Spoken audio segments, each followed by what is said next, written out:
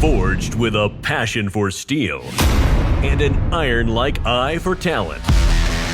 This is the Recruiter of Steel podcast. Blast right in 3, 2, 1. Welcome to the Recruiter of Steel podcast. Very pleased and excited to be joined by Kelly Gibb, the Chief Revenue Officer at Nox Metals, who's making quite a bit of waves on social media lately. So, Kelly, welcome to the podcast. Oh, thanks. Nice to see you, Tyler. You too. I love the background, by the way. So we got the banner going. We got the saw in the background that we just waited to end. Love the American flag. So, Kelly, I gotta ask this because, you know, there's no escaping Nox on LinkedIn right now and social media in general. And the vibe that I get is there is an infectious culture, right? Everyone is having fun, doing great work, but you're also growing like crazy. And it's really fun to watch. So I want to talk about your start in steel. How did you get into metals? And then how did you end up here at Nox? Yeah, I kind of stumbled upon it, honestly. My background is all in automotive. I went to school. I wanted to be an engineer to kind of help people do things better. And I stumbled into the sales aspect of things. During the recession, I took a job at Atlas Tube as a salesperson. And so at Atlas Tube, we sold structural steel, sorry. And then from there, I tried to get back into engineering, and I just kept finding myself into sales again. And through Zane, we worked together in the automotive industry for a little while, and he kind of went off and did his thing. I went off and did my thing, and I just continued to watch Zane. And then he had this opportunity over here in Detroit to sell cut-to-size metals. And I was looking at like, hey, I can do that, right? Like the automotive was getting tiring to me. It's a very stressful atmosphere. So like, hey, man, let's do this. So I called him, and kind of within 24 hours, we made this deal. And I've been here just going gangbusters ever since. Wow. So how long have you guys been in business officially? I think officially 1 year. Wow. So yeah, he just started it last summer, going to YC and getting funded through them. And it's just been a wild ride ever since. And so where did you start at a year ago? And then where are we now? Yeah. When I started with Zane, I think he had one tiny block of steel. It was P20 that he was like, okay, we sold one. Like, all right. And now, you know, we're a few $1 million in, and it's going wild. Wow. That's awesome. How many employees so far? So far today, the number is 21. By next week, it's probably going to be about 25. I think we're hiring 4 more to get on board pretty soon. So it's growing like crazy. When I started, I was the 4th hire in. So it's crazy to think that within such a short period of time, we've hired, you know, almost 20 more employees. Yeah. And what is it? How does it feel to be the chief revenue officer of this company, right? You're the lead salesperson of something that's growing very rapidly. How has it been different from the rest of your career? It's been different where I'm leading a team now. So it's grown from, you know, I'm just an account manager, I'm just selling, to I need to make sure my team is also selling. We've got these big goals to hit, right, for our investors and for America. And so to try and motivate that team has been, you know, one of the challenges of like, let's just keep going. And so it's been an incredible opportunity for myself just to manage everybody and try to hire everyone who's going to have that fire in them and just go out there and get after it, right? So it's been a lot of fun. I feel so proud of everybody, and kind of like I've got my whole heart into this. So every time I see one of the guys just have a big win, it's very fulfilling for me. It's like, we did it again. Yeah. So it's been very rewarding. And I feel so lucky that Zane's trusted me with this role. That's awesome. Well, shout out to Zane. So Kelly, I'm more than happy to have Zane on here, but I chose to have you on because you're the lead revenue person, right? You're the chief revenue officer.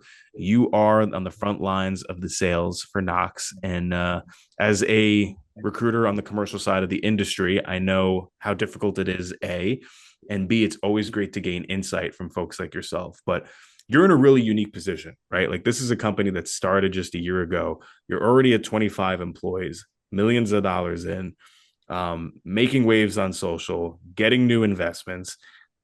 What could other sales leaders in this space learn from you? I mean, this is almost like your first knack at sales leadership. So tell me, what are you doing right that's working so well? And I'm trying to get as much advice from some peers as possible, some other people who are kind of in this position, and take advice to heart. I'm constantly talking to the team, making sure they're happy. How can I help everybody? And so just constant feedback from the community and things like that of how do we grow and how do we grow smart, right? Mm-hmm. So just always trying to ask the right questions and be there at the right time to make sure that the company's best interest is at heart and we're continually moving forward. So, it's a constant grind, right? Of like the sales always have to be brought in. And so I've always got to motivate the team to make sure that they feel empowered to do their job as best as they can. Mm-hmm. And just always making sure that they're feeling seen and heard, and that the team around us is actually helping and just supporting one another all the time. So it's been great, really. I feel very, very lucky to be in this position, to be trusted with this position for sure. So I do think that the people around me that I've been able to kind of lean on and ask questions and just for guidance and things like that have been very supportive, and it's been wonderful. Awesome. I want to dive a little bit deeper in there, Kelly. So how do you motivate the team, right? You've talked about, I try to keep my team motivated. You're doing something right. And I do see, at least on social media, that everybody seems to love what they do at Nox. I mean, everyone's having fun. You're making millions of dollars. You're having results, but you're having fun along the way. So I want to dive into that culture. Yeah. How are you fostering that? Because not many companies could do the same thing. Yeah. So we celebrate every win. Every single win, whether it's $100 purchase order or a $200,000 purchase order. It's a hell yeah, guys, we did it again.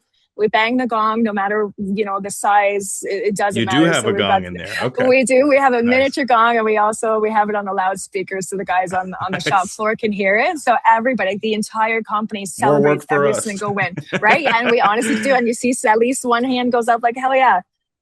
So it's one of those things of we just kind of ingrain it. We high five nonstop. And even when we lose, we try to learn from it. Why did we lose? Was that actually your fault? Could you have done something more? And how can we help you further? And just kind of like, it's not actually a loss. It's an opportunity to learn and just get better. So our motto at Nox Metals really is like 1% better. So a lot of times when we see someone down, if they're, grumbling about themselves or whatever it might be, which is like, hey, 1% better every day. That's all we're asking out of you. And that seems to really help people stay motivated and just like, hell yeah, like we can do this. And, find something that they've learned today or that they've done right today, or turn that, like I said, that if we feel like we've failed, how can we turn that into an opportunity to learn and be better? So that really seems to have helped of like, just keep that morale up, keep our culture, we've kind of got this bro culture going on where everybody's just like, we're all buddies and we get the job done. Like I laugh, like the other day they called me bro, like, yeah, I made bro status, right? So it's just those little things where we celebrate, we're trying to keep it cheery, and it's never a fail. We never have a fail. And we have a joke where, it's so over. And then, by the time we get through our cheering, we're just like, it's so back. We're so back. It's going to work. And everybody's cheering again. And so we've done a really good job at just maintaining that, just encouraging everybody to say, like, if you see someone down, hell yeah, them, like give them a reason to high five again. So that's really how we're doing it, keeping the morale, because it is a lot of hours. It is a lot of hard work, starting from ground zero and building this up has been a lot of hard work and dedication from the entire team. So we've got to make sure that we're all doing it for the right reasons still. And it's not, we don't want anyone going home regretting their day. So the more we can celebrate, the better. Well, listen, bro, I want to say this. You definitely are accomplishing something. And there's something about what you're doing that people aren't realizing that is so important is you are documenting it. You are putting it out there on social media. It's not just, between these four walls, we have this amazing culture. believe us, come join us. No, it's out there in the open. I see people dressing up. I see people having fun. I see you guys celebrating the win. So I know that not only are you talking the talk, you're walking the walk. And that does wonders. Okay. And I think a lot of people in this industry, especially folks that have been doing it for decades, right? They don't pay attention enough to the social aspect. And there's still a social aspect when it comes to hiring and also sales, right? Because your customers are watching. Your customers, if you're connected with your customer base on LinkedIn, right? Or even if they're a second degree connection, they're going to be seeing the content that you're interacting with, right? So those wins at Nox, everything that's going on, that is going to be in front of customers and potential customers if you have cultivated that network and social. What do they then start to see? Oh, wow, they're having a lot of wins. Their people love what they do. This seems like a great place to work and maybe even a great place to do business with, right? And then on the flip side, you're growing, you're adding headcount. It's a great recruitment tool, right? Because people say that, recruitment is timing, right? That's a big word in the recruitment world. And it's not. For top talent, people are always watching. People are always paying attention to the market. They understand who the big players are, who is doing great business, who's on the rise, right? And they're always paying attention, even if they're not looking. So even if, let's say, you haven't hired for your next big national sales manager or whatever the case may be, they know what's going on at Nox because they're watching it. And when you do finally reach out, or there is that posting out there that you guys throw out for a great opportunity, they're going to then think, okay, maybe I will make a move now. Whereas somebody who's been in the total dark, that doesn't have this great culture, that isn't putting it out there, they're not going to capture that person because they don't know who they are. So I just want to commend you and Zane on the incredible social media activity that you're doing, because you're establishing yourself as a great place to work and you're establishing yourself as a great partner to do business with. So kudos to you. Yeah, no, thank you. It's an effort for sure. Yeah, it is. Just keep that present alive, right? You do. And it's going to pay off. It's a long-term strategy, but it absolutely will pay off. And I could already see it. So good stuff. One thing to touch on the culture too, Kelly, and I have to shout this out. I do see the American flag in the back. You probably see it in my background too. American Dream Search. It is a patriotic company, right, that I've started for recruitment in the metals industry because I believe in the American dream, and I believe in two things. Number one, a great sales opportunity can provide you with the means to make your American dream a reality. And number two, steel, the industrial world of America, keeps this engine running, right? And we need to be able to contribute to that and keep that going. So tell me a little bit about the patriotism, where that comes from and what that's all about. Yeah, so with this reindustrialization movement that's happening in America, we just kind of fit so nicely into it. And so it's easy just to be very patriotic and really want to help America out and like support the people. America's got really amazing people with amazing skills. And for such a long time, we've kind of lost that. So we take great pride in, building this group up and providing jobs for people, for Americans that, they can build their life around this. They can support their families. They can, do what they want to do again, and they can work with their hands and do some fulfilling work. Right. And so we're just so thrilled to be able to do that. Every time someone gets hired, like, oh yeah, we made a new American job. Right. And so we take pride in that, and like just knowing that those skills are there and just like really bringing them to light again. Because for such a long time, it wasn't there. And it's such a shame. And, I feel like there's a few generations that missed out on this opportunity to really take the pride in using your hands and getting dirty and doing the stuff that humans do best. And so I think that's where it really stems from. It's like, let's bring it home. How come we're not doing these jobs that we can do and we know how to do? And it's for the better of our own families and for, like metal goes into everything. Everything starts with a piece of metal. So why aren't we doing it here? Let's do it here. There's so many people that are capable and able to do it. Let's do it again, right? Like, why not? Let's do the hard thing, and let's do the jobs that make you kind of just, you go to sleep tired, but you're happy about it because you've done something that's going to change lives. And it's not rocket science, but people can do it. And so it's that fulfillment of knowing that we were able to give someone else that sense of fulfillment of a good, honest, hard day's work. You know, we lost sight of that, I think, and it's wonderful for us to be able to contribute to bring that back into people's lives. Absolutely. No, we're on the same page on that one. I commend you for that. And it's important, right? Because think about the end of the work that we're doing. We're not just selling a commodity, right? We're not just, moving metal, slinging metal, as people call it, right? We're building the infrastructure of this country that is keeping the greatest civilization and country known to man going, right? So, and you're contributing to that. So kudos to you, and you're creating amazing opportunities in that space. And thank you. So I want to read 2 quotes to you on the LinkedIn page of Nox, and talk a little bit about Nox's mission, because I think this will kind of coincide with that. On the cover photo of LinkedIn, it says, "Metal that moves at the speed of software."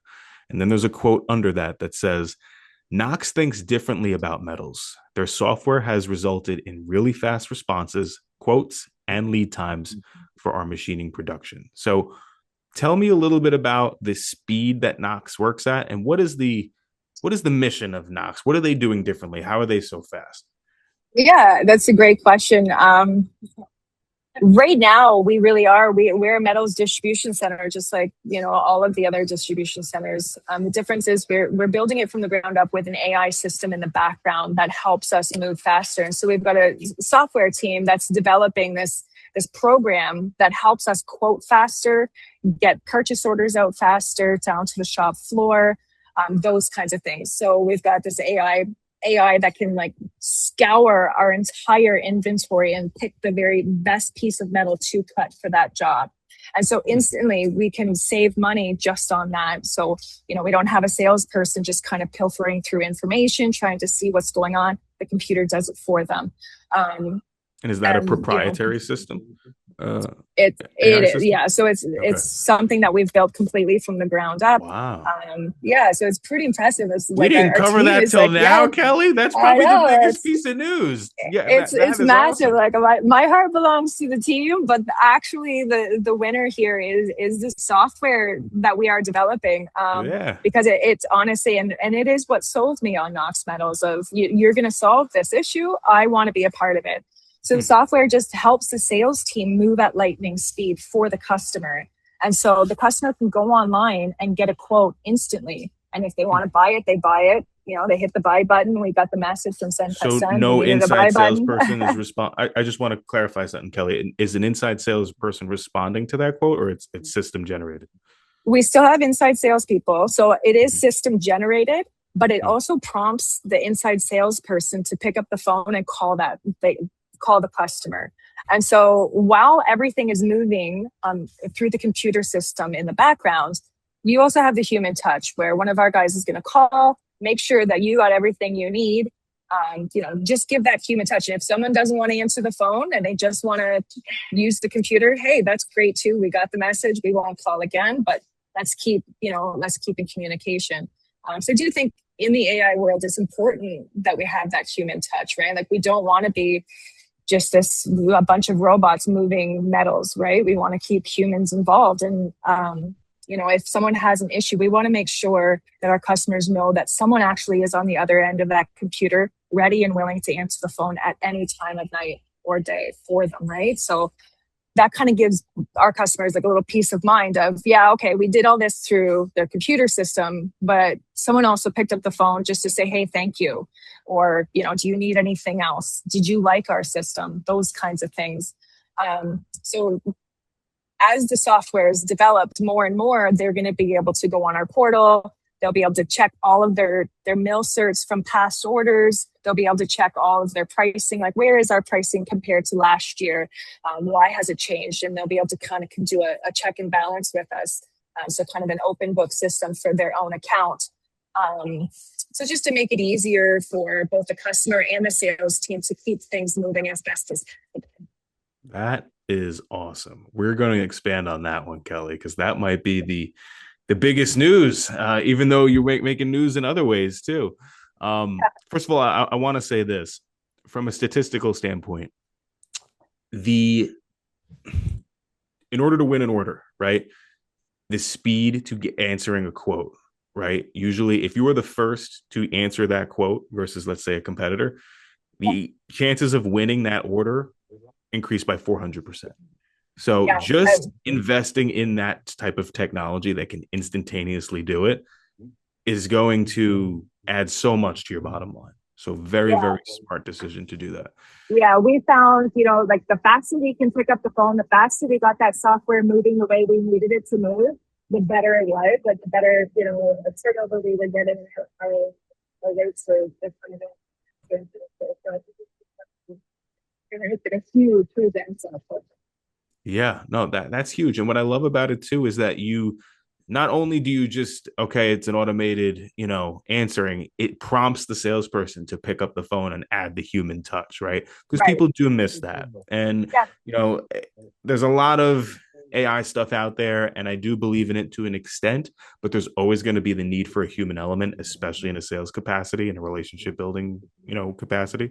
And I feel like you're harmonizing both in a very efficient but good way.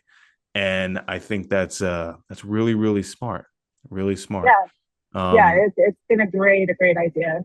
I love it. So, and then does the AI tool do anything else? So let's say the customer comes on board, right? They said you can compare pricing for not just against competitors, on the CRU, but you can compare pricing for what they bought from you a year ago. And So then their whole history will be listed out on their own wow. platform, and they'll be able to see everything that they've bought. Like, this is easy, right? Like, you could go through your own files and do it on your own, but this is just going to be a dashboard where you can see your own trend, just in real time from the phone, and you're not missing, going through paperwork trying to find out your different things that right? So just gives an easy, quick tool for the customers. Yeah, that they can use. Yeah. That's amazing. Is there anything else that this proprietary system does that enhances your sales team at any other point in the sales process? Or so eventually it's going to kind of keep a check and balance of our inventory for our purchasing team, and it'll pull out all the hot items that have been going all the time, right? And so we'll be able to kind of predict by, hey, we're out of this thickness. We use it quite often. It's time to buy, or it's getting low. The inventory is getting low in this thickness, in this material. We should say it's and it'll prompt, it should be, or it'll prompt the purchasing team to start looking for more material for our shop floor, so that when the customers come and say, hey, that 2 3/4 inch that we always buy, we need 4 more plates of it. What do you got? We're not scrambling to find it. And we know that our inventory was low a couple weeks ago. It was on order. We got it on the shop floor yesterday. We're good to go. It'll be there. Wow. Do you know anybody else doing this? I think it's very few that are actually investing in this technology. Well, I don't know whether it is difficult to implement into an existing facility because we have to change the entire way of thinking for a company. And so I don't know that a lot of companies are actually doing this because it's just so complex in the background of what the software team has to accomplish. Yeah, no, I mean, I will say this: our industry notoriously has been slower to adopt technology, right? It's not absent from it. There are folks that are investing in AI and these types of tools, but it seems like you are at the forefront of it. And I think that's probably contributing to a lot of this rapid growth that you've been having. So very, very cool. So we have AI integrated sales process and inventory management. We have an infectious culture we're celebrating the wins, we're documenting the journey, and you're growing, right? I think there's a recent announcement of an investment. So we just released our next seed round. Went very, very well, and so we were able to raise over $11 million worth of investment money. So we're really, really excited about that. We put the announcement out on the first day of reindustrialization. So it's pretty exciting to be able to do that. Just kind of announced, we're expanding. We're looking for a new facility already. We're hiring like crazy. Our expectations for 2027 are really grand. So it's very exciting to be able to put that out there and celebrate as a team. That, you know, when Zane and I started talking about this, we kind of gave ourselves 2 years to make it or break it, right? Like we got 2 years to bankrupt ourselves, and here we are. We've had this next successful raise, and we can be more proud because who would have thought that we'd be here already? Like we honestly, it was 2 years and out, so let's give it a go. Like we can just do things. Yeah, that's awesome. That's awesome. And I'm curious, and maybe this is more of a Zane question, but there's been a lot of consolidation in our industry recently, right? Prices have gone up with with mills and whatnot from the tariff situation and other factors. So, what made you and made Zane want to get into the metals distribution business at this point? I listened to Zane, and honestly, from myself, I was in steel sales for quite a while, automation sales, and tech fixer sales, and there's a lot of metals that turn into them. And it really is a pinch point because metals start the entire process. Once you get a purchase order, the first thing that starts up, we need to order the metal. Because if we know that metal is going to be late, or there's going to be an issue, or we won't be able to find it, whatever it might be, it's a really difficult thing for smith shops to obtain. And if you don't get it on time, it screws up your entire project, and it'll throw off the whole timing of the project. So your OEM is now calling you on the phone and giving you a nightmare of a day because you're late on the project. And it starts at the very beginning. A lot of times it's just you find out when it's too late that the metal is showing that you're not going to have the material to start your project. And so it's just, like, why didn't you guys tell me 3 days ago that this stuff was going to arrive? Right. So those kinds of things. And same with Zane. Zane grew up in the tooling industry as well with his family. And so he watched his dad struggle through all those pains as well, of like trying, like, where's my aluminum? Where's my steel plate? And then just, projects kind of snowball. And at the end, you're 3 weeks late because, a 2 days late delivery just compounded so much that we're weeks late and we're all going to get yelled at for no reason. So, he came up with this idea that let's fix this issue. Why is there this issue? It doesn't make any sense. Let's move faster for people. Why not? Why not try and build something that's going to help other people get their job done so they can go back to their families at the end of the day and they don't feel like that because somebody else is something to do. Sure. Yeah, right? Absolutely. It's like automotive is such a mean world, and it's just, they're getting beat up left, right, and center because metal prices are, rising. The metal, like, for whatever reason, it's slow to get to everybody. And so we really wanted to help that problem in the industry right from the front line. Yeah. And for everybody watching this on video, we could see they're going around with the camera again, right behind Kelly. We're on film on both angles here. So very good. Awesome. Well, that's a compelling story, Kelly. And, I wish you and Zane a lot of luck. I don't think you'll need it, though, because you're doing a lot of good things. And, it's a really exciting story to watch. So for everybody listening, if you're not following Zane or Kelly or Nox Metals company page on LinkedIn, go ahead and do so.